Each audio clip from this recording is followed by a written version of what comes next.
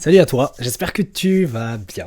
Aujourd'hui, on va parler de la patience. J'avais envie de parler de ça parce que c'est quelque chose qui m'est revenu en tête. Alors je sais que c'est un sujet qui est vu et revu en trading, mais j'étais dernièrement en train de repenser au temps qu'il me faudrait pour réussir en trading et je me rends compte que la route est encore longue.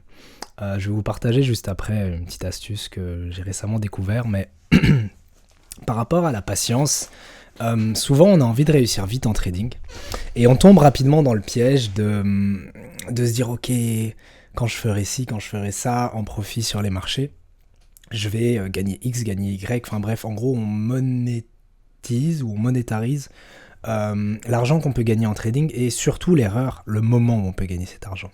Et c'est quelque chose, enfin un piège dans lequel je tombais souvent à l'époque, de me dire tiens, si, et je commençais toujours mes phrases par si ce mois-ci je fais X%, si ce mois-ci je fais XR, à la fin de telle période, je pourrais gagner X montant.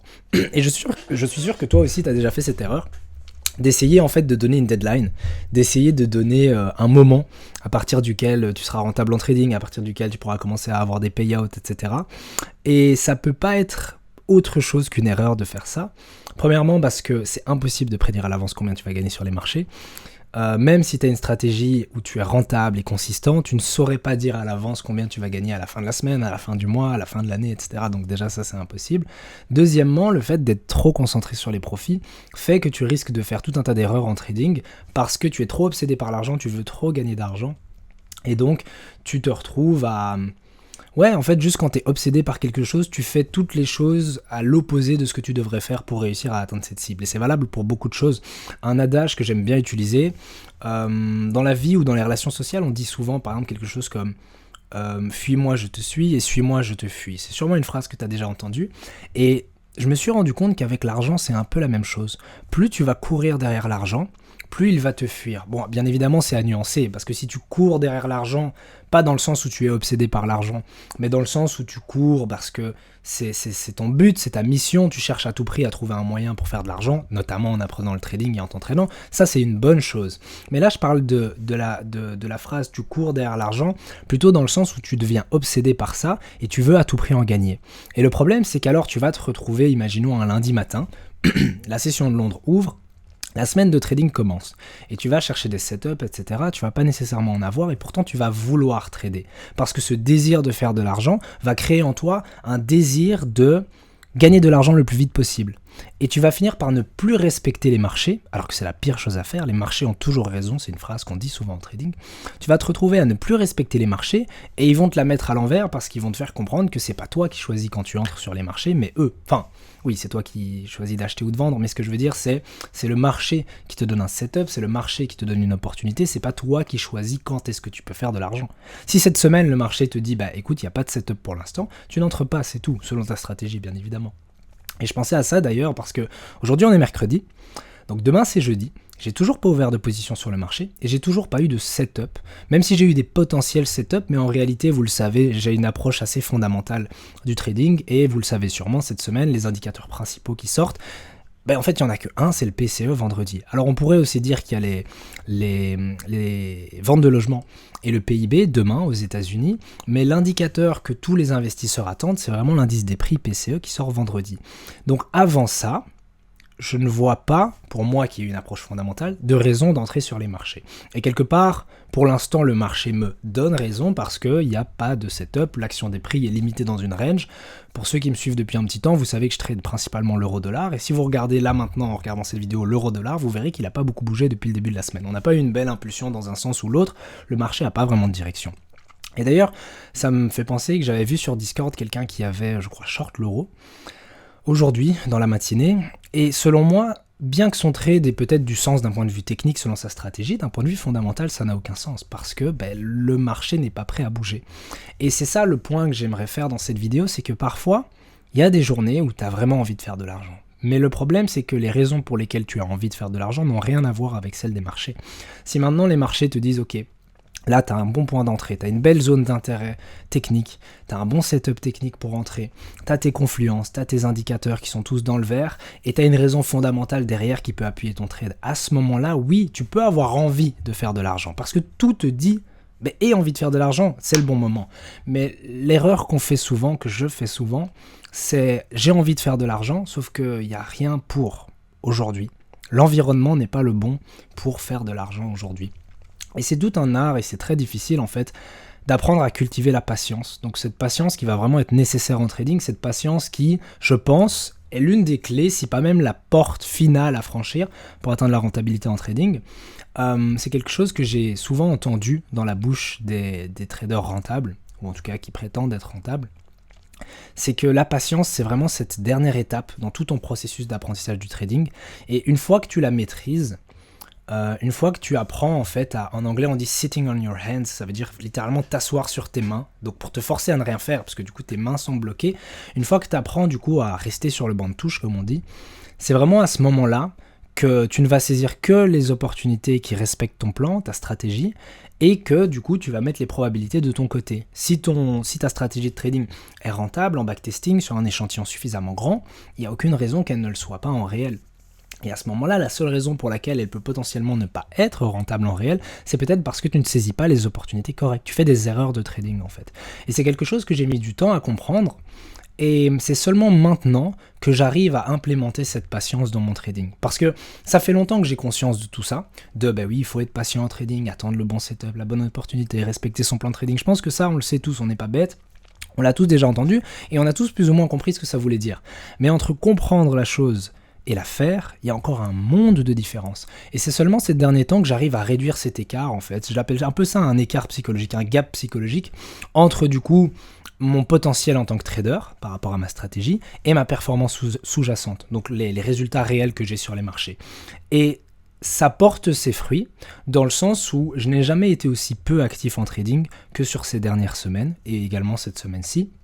Et depuis que je suis beaucoup moins actif sur les marchés, ça ne veut pas dire être absent, non, je suis disponible toute la journée, j'ai toujours le même horaire, 8-18, et je suis présent sur les marchés, mais quand je dis être moins actif, c'est qu'à l'époque, la mentalité dans laquelle j'étais, c'était vraiment, comme je vous l'ai dit, obsédé par l'argent, par les marchés, à tout prix vouloir rentrer sur les marchés et trouver un setup. Et donc je forçais des trades, c'est quelque chose qui est très mauvais en trading, oui, mais forcer des trades, je sais qu'il y a une expression mais je ne l'ai plus exactement, mais c'est ce moment en fait quand tu vas projeter sur les marchés ce que tu aimerais qu'ils fassent, plutôt que de justement écouter les marchés, lire les marchés, prendre les informations objectives et ensuite trader par rapport à ça. Donc quelque part te mettre en position d'attente et prendre ce qu'on te donne, et non pas aller chercher de force ce qu'il n'y a pas. Donc si je vous raconte tout ça, c'est parce que, comme je l'ai dit ces derniers temps, je trade beaucoup moins. Donc j'ouvre beaucoup moins de positions, je fais beaucoup moins preuve de FOMO. Pour ceux qui ne savent pas ce que c'est le FOMO, F-O-M-O, c'est une abréviation pour dire Fear of Missing Out en anglais, donc ça veut dire la peur de manquer une opportunité. C'est un problème que j'avais énormément à l'époque. Donc en fait, je sautais trop rapidement sur des positions. Comme je l'ai dit, en fait, comme j'étais obsédé par le fait de faire de l'argent, il y a des jours où je me disais, punaise, j'ai envie d'ouvrir une position, sauf que ça n'avait pas de sens compte tenu de l'environnement. Eh bien, je forçais les trades et forcément, ils s'avéraient perdants parce que je faisais des erreurs de trading, j'entrais au mauvais moment, au mauvais niveau de prix et je me retrouvais dans des perdants. Ce qui m'a beaucoup aidé, et c'est ça que j'avais envie de partager avec vous aujourd'hui, ce qui m'a beaucoup aidé à arrêter de faire preuve de FOMO, à faire preuve de plus de patience, à attendre vraiment les meilleures opportunités et du coup à réussir à être rentable, puisque ces dernières semaines, du coup c'est ça, ma courbe de croissance monte joliment, c'est le fait d'avoir autre chose à faire. C'est tout bête, mais le problème quand on est obsédé par le trading et qu'on ne fait que ça, donc tu manges trading, tu dors trading, tu vis trading, le trading est dans ta tête tout le temps, tu passes tes journées à ça, du matin au soir, et si tu trades pas activement, tu apprends le trading, ou tu je sais pas moi, lis des trucs sur le trading, ou tu parles de trading avec des gens, genre sur Discord ou quoi. Le problème quand tu es tant la tête là-dedans, c'est que déjà ça va créer cette obsession d'à tout prix vouloir réussir et faire de l'argent, mais aussi ça va te pousser à participer. Et le mot est important, ça va te pousser à participer au marché à des moments où il ne le faut pas. Alors que quand tu as autre chose à faire, c'est comme si tu oubliais pendant un moment les marchés, tu fais ta petite vie, Et ensuite, quand tu reviens, et quand est-ce que tu reviens du coup au moment où le marché te dit de revenir, ça peut être parce que tu as mis des alertes, ça peut être parce que tu as un certain setup qui se dessine, ou parce que tu as une annonce fondamentale qui va sortir. Quand le marché te dit de revenir, quand le marché te dit « Eh oh, sois focus là maintenant, sois présent parce que je m'apprête à bouger, c'est le moment d'entrer », à ce moment-là, tu vas participer au marché. Et puis quand tu as mis ta position, que tu as mis ton stop, tu as mis ta cible de profit, tu as fait un petit plan pour comment tu vas gérer ta position, est-ce que tu prends des profits partiels, est-ce que tu bouges ton stop, blablabla. Quand tu as géré tout ça, enfin quand tu as mis en place tout ça, même chose, tu veux reprendre du recul par rapport au marché et retourner à tes occupations en dehors du trading. Ça me rappelle une histoire que une personne de la communauté avait racontée. Il m'avait dit ses meilleurs profits, étonnamment, c'était quand il n'était pas présent sur les marchés. Mais littéralement pas là, donc on parle pas juste, oui, il fait autre chose, non, il n'était pas là, il était dehors, peut-être, je sais pas moi, à la salle de sport, en cours ou quoi. Et à l'inverse, les pires semaines qu'il avait, c'est quand il était justement disponible pour trader. Donc si on prend l'exemple, par exemple, d'un étudiant, l'étudiant qui, donc dans son cas, je pense qu'il était étudiant, ses meilleures semaines de trading, c'est quand du coup il avait les cours, etc., qui lui prenaient du temps, et il se disait, mais zut, j'ai pas assez de temps pour trader, je vais faire une mauvaise semaine. Et en fait, le fait de justement ne pas être constamment H24 devant les écrans l'aidait beaucoup à ne saisir que les meilleures opportunités, parce que quand il était présent, il savait qu'il avait un boulot à faire, il avait peut-être un créneau que de 1 ou 2 heures, mais il était hyper focus pendant ces 2 heures pour voir si le marché lui disait d'entrer. Et à l'inverse, et du coup ces semaines-là étaient des bonnes semaines pour lui. Et à l'inverse, les semaines où il avait pas cours, donc imaginons il était en congé pendant une semaine en vacances, et bien comme il était tout le temps disponible pour trader, il voulait à tout prix trader, et il faisait l'erreur justement de rentrer dans des positions qui n'ont pas lieu d'être et faire du FOMO, etc. Mais donc, cette petite chose-là, qui paraît toute bête en soi, j'avais envie de vous la partager avec vous, parce que récemment j'ai fait une vidéo un peu sur la perte de motivation. Perte de motivation parce que j'avais l'impression de ne plus rien avoir à faire en trading. Non pas que j'ai fini mon apprentissage, loin de là, on apprend tout le temps, on est des éternels étudiants en trading, mais j'avais plus de choses en plus. Je parle pas de l'apprentissage du trading, mais je parle de la pratique du trading. Je n'avais plus de choses en plus à faire que attendre que des setups se dessinent. Parce que j'avais mon plan très clair, j'ai ma stratégie très claire. Bien évidemment, comme je l'ai dit, j'apprends encore le trading, mais globalement, tout ce que j'ai à faire, c'est appliquer mon plan. Il y a une phrase en anglais qui dit « Plan your trades and trade your plan ». Ça veut dire planifie tes trades, planifie tes positions, et trade ce que tu as planifié, trade ton plan. Et en fait, c'est tout ce que j'ai à faire. Sauf que pour moi qui est un day trader / swing trader, donc je prends plutôt des positions d'une journée à plusieurs jours, tu t'en doutes, c'est pas comme un scalper qui va entrer, sortir, il a quelque part des choses à faire. Non, moi, parfois, je vais pouvoir attendre plusieurs jours avant qu'un setup se dessine. Comme je l'ai dit tantôt, on est mercredi, j'ai toujours pas ouvert de position parce que selon moi, les marchés vont pas bouger avant demain ou après-demain. Et c'était la même chose la semaine passée et la semaine encore avant. Honnêtement, sur ces 3 dernières semaines, j'ai fait mes profits entre jeudi et vendredi. Parfois même vendredi à la session de New York. Et rien avant pendant la semaine. Parfois, j'étais même en négatif parce que j'avais ouvert une position trop tôt pendant la semaine. J'avais un petit moins 1 R pour le résultat de la semaine. Et puis alors, en fin de semaine, j'ai pu me rattraper avec un plus 3 R ou plus. Et ça m'a permis de finir la semaine dans le positif. Mais donc, c'est très difficile toute la semaine de regarder tes graphiques et de réussir à ne rien faire. Une phrase que quelqu'un dit souvent, c'est Elliott Hewitt, vous le connaissez sûrement, un youtubeur francophone en trading, il dit souvent que le résultat à la fin du mois, donc ton mois de trading, c'est la somme de tes positions gagnantes, tes positions perdantes, mais aussi les positions que tu n'as pas prises. Alors c'est difficile à mettre dans l'équation et on s'en rend pas toujours compte, mais en réalité, imagine toutes les positions que tu n'aurais pas dû prendre mais que tu as prises et qui se sont avérées être perdantes. Si tu ne les avais pas prises, ton résultat à la fin du mois serait beaucoup plus gros. D'ailleurs, c'est très intéressant de voir, pour vous donner une idée, où j'en suis un peu dans le trading. Donc actuellement, mon compte affiche un profit de plus 0,5%. Donc je vous l'avais déjà dit, sorti de ma période de drawdown, et je suis à peu près plus 1,5 R. Enfin, en réalité, c'est 1 R pour moi, 0,5%, mais je sais que des gens risquent 1% par trade, donc on va dire que je suis à plus 0,5%, pour parler en pourcentage. Et mon objectif en termes monétaires, c'est de faire donc, en pourcentage c'est 6% et ça représente à peu près $1 500 par rapport à la taille de mon capital. Je trade auprès d'une prop firm, si jamais vous ne le savez pas. Donc $1 500. Et dernièrement, j'ai regardé mon profit brut, ça veut dire l'argent total que j'ai réussi à générer sur mon compte, indépendamment des pertes. Et on est à plus de $6,000. Et là, je me suis posé une question, parce que du coup, j'ai pas atteint $1 500 de profit sur mon compte. Je me suis dit, mais attends, au total, depuis que je trade, j'ai fait $6,000, donc j'ai fait quelque part 4 fois ma cible de profit. Et le problème, en fait, qui s'atténue bien évidemment ces derniers temps, comme je vous l'ai expliqué, mais le problème c'est que j'ai beaucoup trop de pertes, j'avais beaucoup trop de trades qui n'avaient pas lieu d'être. Et donc c'est ça vraiment que j'essaie d'expliquer, c'est que la fin de ton mois de trading, et du coup je pourrais même dire mon compte de trading en entier, si je devais enlever toutes les positions qui n'ont pas lieu d'être selon ma stratégie, donc imaginons que je backteste toutes les positions que j'ai déjà prises, en vérifiant à chaque fois est-ce que là j'ai respecté mon plan ou pas, et que je supprime toutes celles où je n'ai pas respecté mon plan, tu t'en doutes, avec 6 000 $ bruts de profit, si je enlève toutes les pertes, mais qui ont lieu d'être, qui respectent mon plan et ma stratégie, je suis sûrement à plus que 1 500 $ de profit. Et donc j'aurais validé du coup ma première phase, etc. Et donc c'est ça que j'essaie d'expliquer, c'est que ton meilleur allié dans ces moments-là, si tu cherches à atteindre une cible de profit, ça va être la patience. Parce que la patience, c'est ce qui va t'éviter de renier tes profits à cause des pertes inutiles que tu prends quand tu fais des erreurs. Et le meilleur tips que j'ai à vous donner jusqu'à présent, en tout cas ce qui fonctionne plutôt bien pour moi, c'est d'avoir autre chose à faire. Vous le savez sûrement, si vous suivez un peu les vidéos de ma chaîne, j'ai récemment lancé un mentorat. Et ça me prend quand même pas mal de temps, parce que du coup je dois accompagner les élèves, leur faire un programme, etc. Et c'est une très bonne chose en fait. Parce que tout ce temps où je suis détourné des graphiques, enfin, j'ai quand même accès à mon ordinateur et j'ai mes alertes et je peux checker de temps en temps, mais ça m'occupe à autre chose, alors que quand je n'avais rien d'autre à faire que trader et peut-être apprendre un peu le trading, ben j'avais ce besoin compulsif de tout le temps regarder les graphiques.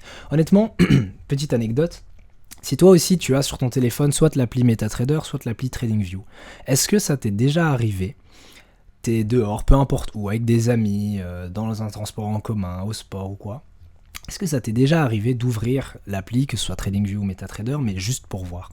Donc je parle pas d'ouvrir parce que tu as reçu une alerte, tu dois déplacer ton stop, prendre des profits, faire une action concrète. Non. Et je te parle pas non plus d'ouvrir parce que t'as pas regardé l'action des prix depuis 3-4 heures, donc oui, il faut quand même checker de temps en temps.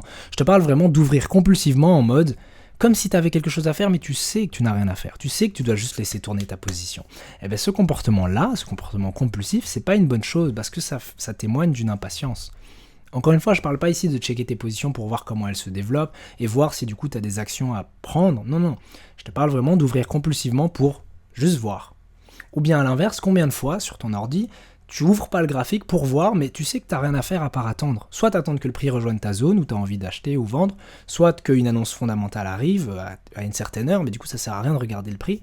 Pour vous donner un exemple, plein de fois, je regarde obsessionnellement les graphiques durant la session de Londres, donc c'est le matin, alors que je sais que je ne trade pas avant l'après-midi. Parce que par rapport à la semaine ou la journée en question, je sais que ça va bouger que pendant la session de New York l'après-midi, parce qu'il y a une data ou quoi, et pourtant je me retrouve quand même à regarder, oh mon dieu, le matin, à tout prix, et presque à stresser en fait, quand je vois le prix bouger, parce que je me dis, oh mon dieu, il va partir sans moi, je dois absolument rentrer. Alors que pas du tout, c'est juste, voilà, le prix fait son chemin, mais ne t'en fais pas, c'est l'après-midi que tu vas rentrer. Et donc, je pense que c'est quelque chose qui nous touche tous, on l'a déjà tous de fichu. Pour vous donner un dernier exemple, j'ai 2 écrans. Ok, donc peut-être que certains d'entre vous ont 2 écrans, et donc sur un écran, souvent je laisse afficher les graphiques.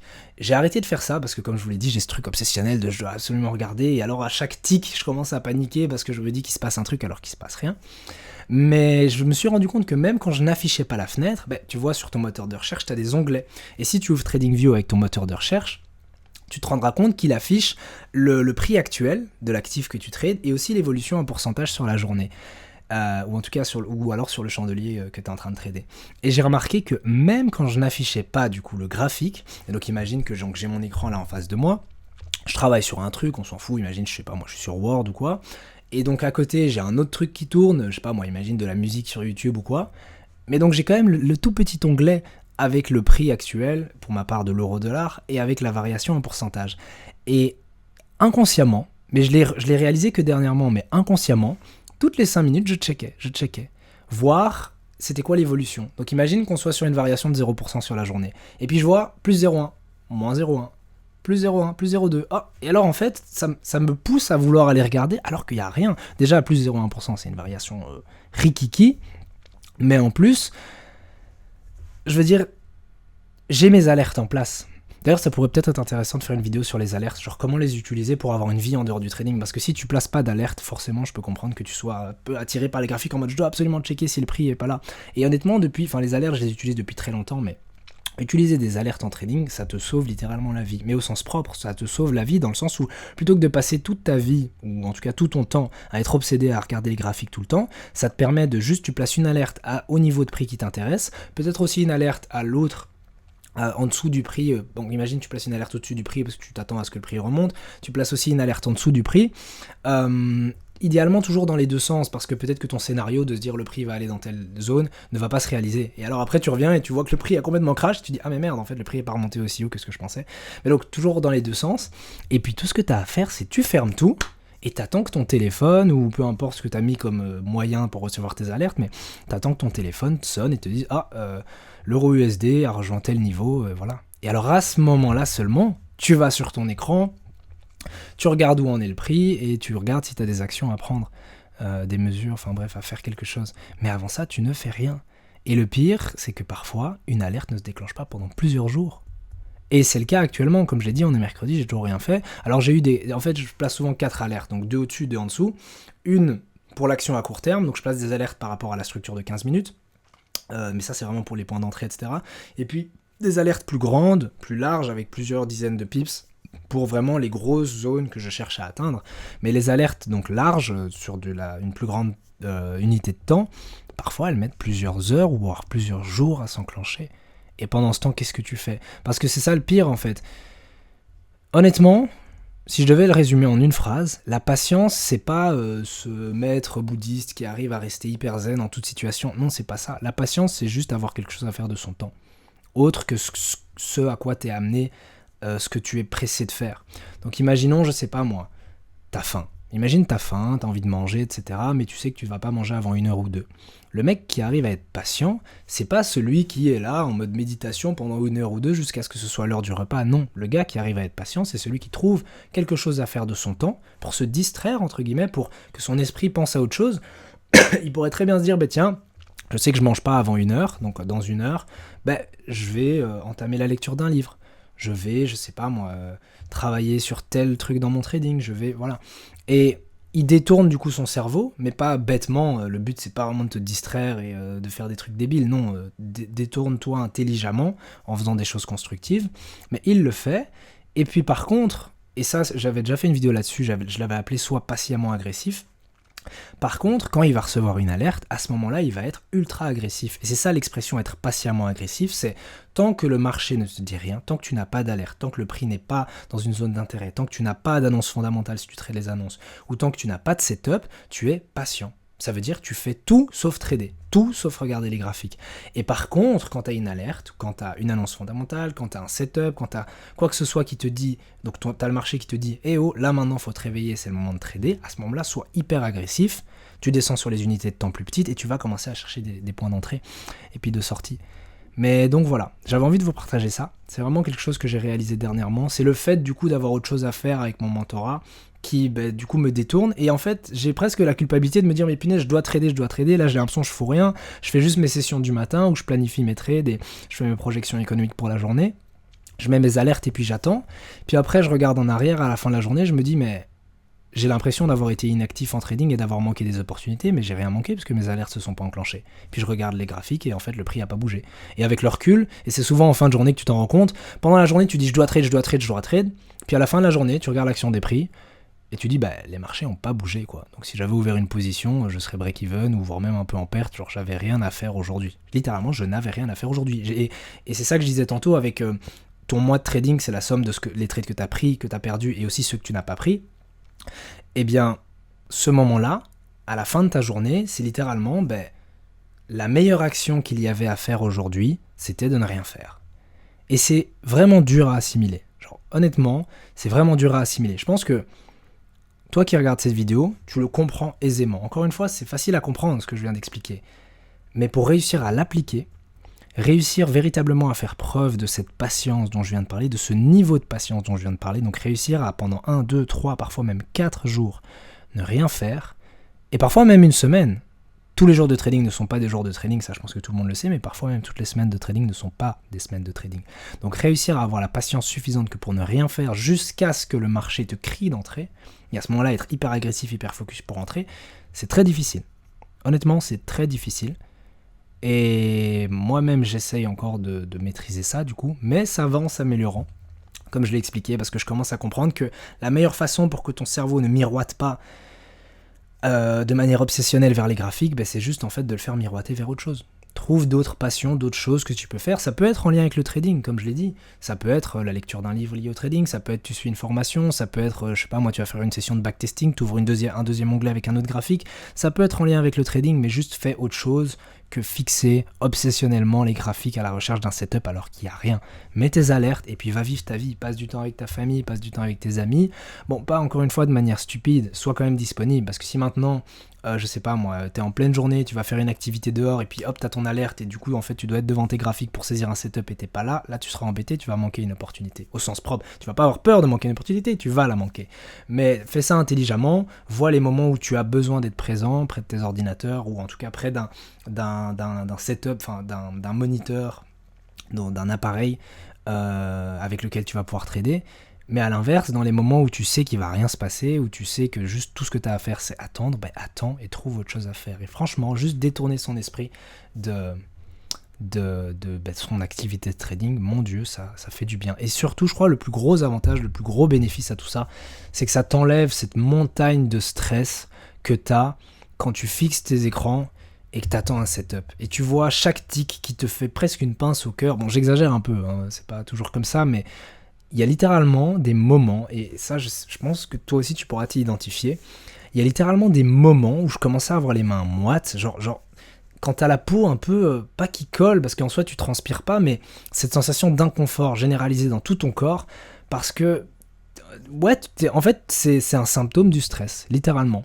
Et tu commences à être tout nerveux, tout excité, tu commences peut-être à bouger tes jambes, tu vois, il y a des gens comme ça qui bougent tout le temps leurs jambes, ou qui ont des tics, etc., et c'est pas le meilleur état possible pour trader. T'as envie d'aborder les marchés de la façon la plus calme et détendue possible, et comme je l'ai dit tantôt, en étant patiemment agressif. Bref, je pense que t'as compris l'idée.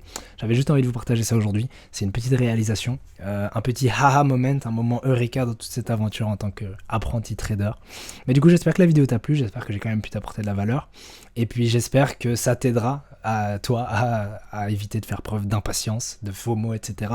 Et de comprendre que eh oh, y a pas le feu, y a pas le rush, genre, t'as le temps de réussir, genre, donne-toi le temps de réussir et donne du temps au temps. T'es là pour le long run, comme on dit, t'es là pour le long terme. Ne vois pas le trading comme un moyen de s'enrichir rapidement. Les chances sont pour que tu sois là pour plusieurs années, si tu veux réussir en trading. Et même quand tu réussiras en trading, c'est pas du jour au lendemain que tu vas être riche, et c'est même pas du jour au lendemain que tu vas pouvoir en vivre. Peut-être que tu vas réussir à avoir un peu d'argent par-ci par-là, quelques centaines d'euros, peut-être un jour tu arriveras à faire 1000 euros et plus sur le mois. Mais il va peut-être s'écouler beaucoup de temps, 1 an, 2 ans, 3 ans, entre ton premier paiement et le moment où tu pourras vraiment en vivre.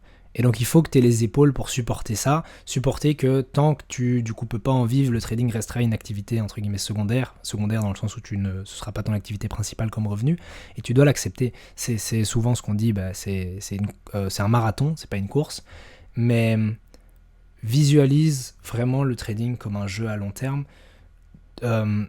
Donne-toi, comment je peux dire ça, le temps de réussir, dans le sens où fais en sorte que tu puisses tenir suffisamment longtemps dans ce game que pour y arriver. Parce que si tu baisses les bras et que tu te décourages parce que ça fait 1 mois, 2 mois, 3 mois et t'es toujours pas rentable, même 1 an, 2 ans ou 3 ans et t'es toujours pas rentable, tu y arriveras pas, parce que la pire chose que tu puisses faire, c'est baisser les bras. Et quand tu acceptes tout ça, et je suis progressivement en train de l'accepter, quand tu acceptes tout ça, que ça va te prendre plus de temps. Genre littéralement, j'insiste sur cette phrase, ça va te prendre plus de temps. Probablement l'idée que tu te fais, les attentes que tu as là maintenant du trading, en mode je pense que je pourrais être rentable et gagner X montant à tel moment, elles sont probablement faussées, et ça te prendra probablement 2, 3, 5, voire même 10 fois plus de temps que ça. Et quand tu te mets ça dans la tête, quand tu t'imprimes ça dans la tête en mode ok, tu sais quoi, j'ai dit que je voulais réussir en 1 an, ça m'en prendra peut-être 2. Ça te soulage d'un poids, parce que t'es moins dans ce rush de réussir à tout prix. T'es pas là en mode je veux sprinter, atteindre la ligne d'arrivée en 100 mètres. Non, tu sais que tu vas courir pendant longtemps, alors tu ralentis. Vraiment, c'est une métaphore toute bête, mais si maintenant je te dis ok, là maintenant c'est un sprint, la ligne d'arrivée est dans 100 mètres, le premier qui arrive a gagné. Là forcément tu vas courir. Mais si maintenant je te dis que le trading c'est pas ça, et que le trading là maintenant on va courir pendant 10 km, je doute qu'à la ligne de départ, tu te mettes à sprinter comme un malade. À mon avis, tu vas démarrer tout doucement, à ton rythme, à un rythme suffisamment rapide que pour avancer, mais suffisamment lent que pour pas t'épuiser et tenir les 10 km. Ça veut dire tenir jusqu'à ce que tu réussisses, jusqu'à ce que tu franchisses la ligne d'arrivée, et du coup, là, dans la métaphore, c'est jusqu'à ce que tu sois rentable en trading et que tu puisses en vivre. Bref, je vais m'arrêter là. J'espère que la vidéo t'a plu. Et sur ce, on se retrouve du coup demain dans la prochaine vidéo.